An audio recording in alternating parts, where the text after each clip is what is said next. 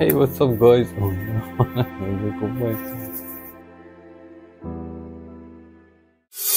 What's up guys؟ امیدوارم حال همه خوب باشه. خیلی خوش اومدید به این ویدیو جدید دیگه. تو این ویدیو قرار دوباره برگردیم به آقای عطابکی عزیز. یه تایم خیلی محدود گذشته ایشون خیلی ترند بودن و مزاحم تلفنی های آقای عطابکی همیشه در سرچ های یوتیوب در بالاترین رتبه قرار داشت. الان مثل اینکه دوباره آقای عطابکی ترند شده و ما حتما باید بریم سراغ یک سری از ویدیوهاش. از تا آخر این ویدیو همراه من باشین و لایک و کامنت و ساب رو به هیچ وجه فراموش نکنید.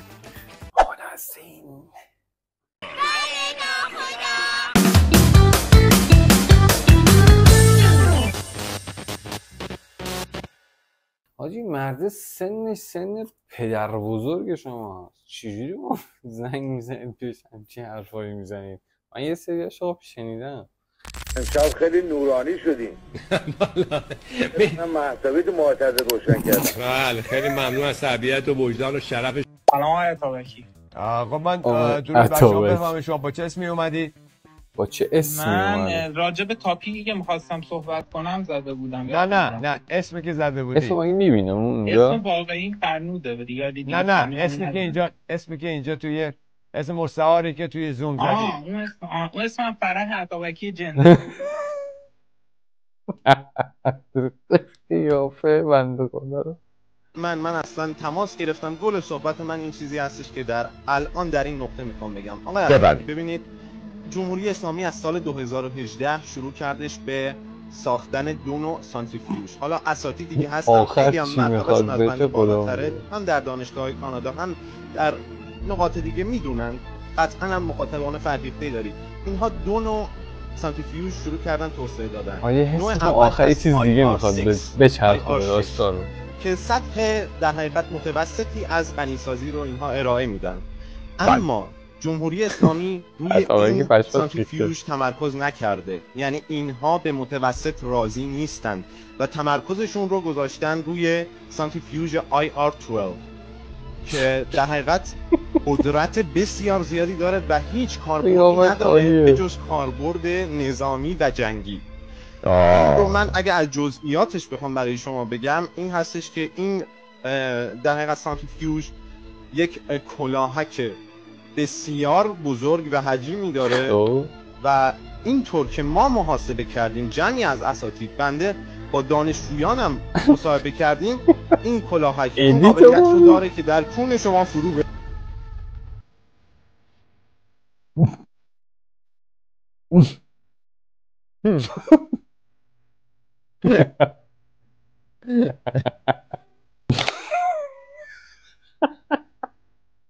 یعنی واقعا مغز مریض داشت. چند دقیقه سناریو چید که آخر بگه کلاهک هستی تو. واقعا اینا دیوونن. خوب سناریویی چید ولی آقا عطابکی؟ بله کیرم تو سیبیله. ای مرد دیگه بیشور احمد. ای تو که اصلا نه خواهر داری نه مادر داری نه زن بچه داری. چرا این کارو میکنه؟ چی بشه؟ انسانی یک حیوان به تمام معنی. درستان بفهمید آقا یکی رو بگیزه. نه توی اسلامیه بس بفهمید زیاده. درستان بفهمید آقای عطابکی بفهمید من کیرم تو چونه. چرا؟ گراوی واقعا وجود دارن که اصلا اینا واقعا شروع نکردن. یعنی چی؟ یعنی چی؟ هر کی زنگ میزنه چی بهم میگه؟ چیه داستانش؟ چه مشکلی باش داری؟ آیا عطابکی درود بر شما. شما بفرمایید. ایشون یکی دیگه هم هستن که از اونجا صحبت میکنن. درود بر شما بفرمایید. دهن تو این دیگه مسلم شد اینجا که اینا کیا هستن. دو تا خط مختلف بود. اون حجم با اون همه طول رو تو چجوری داشتی پشت تلفن ول میدادی؟ خط رو عوض کرد باز تو داشتی کارت انجام میدادی. چجوری میشه؟ جناب دکتر خیلی خوشوقتم که شما این افتخار رو ما دادید که صحبت بکنید برای من و هم برای بینندگان عزیزمون که مطلب و مسئله این انفجار خیلی مهم بوده. زیاد چیز پیچیده‌ای نیستش. همه مردم به خصوص مردم عادی این رنگ نارنجی بیشتر به خاطر اینه که استفاده این آتیشش برای منقل و بافور و تریاک و شیره و ایناست که شما خیلی علاقه دارین جناب عطابکی و من هم مثل شما تریاکی و شیره‌ای ام و خوشحالم که با شما هم صحبت شد. برای چی؟ اگر شما بدونید ما ایشون چه نوشته هایی برای من فرستادن و چه کارها و چه روزها و چه ببین یارو چه پیگیری بوده. سناریو رو از قبل برای این توضیح داده، با هم در تماس بودن. این فکر میکرده اون دکتره. بله چشم. انگاه بکنید من باقی از اون بالا دونه دونه بیارم تو.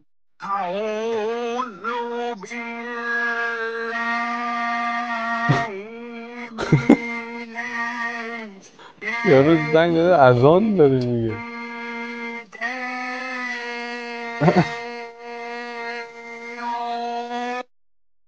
این چجوری اومده؟ خودش هم مونده. آها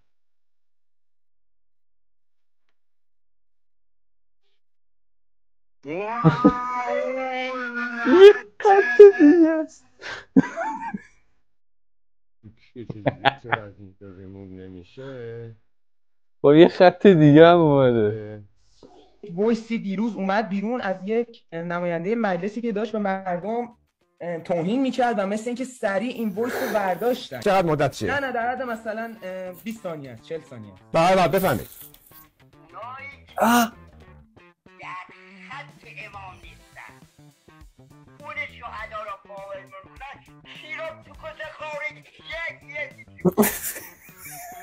اینو اگه امکان داره من خواهیم اونجا توقفش بدید. صدای دستگام کم بود مثل اینکه درست نرسید.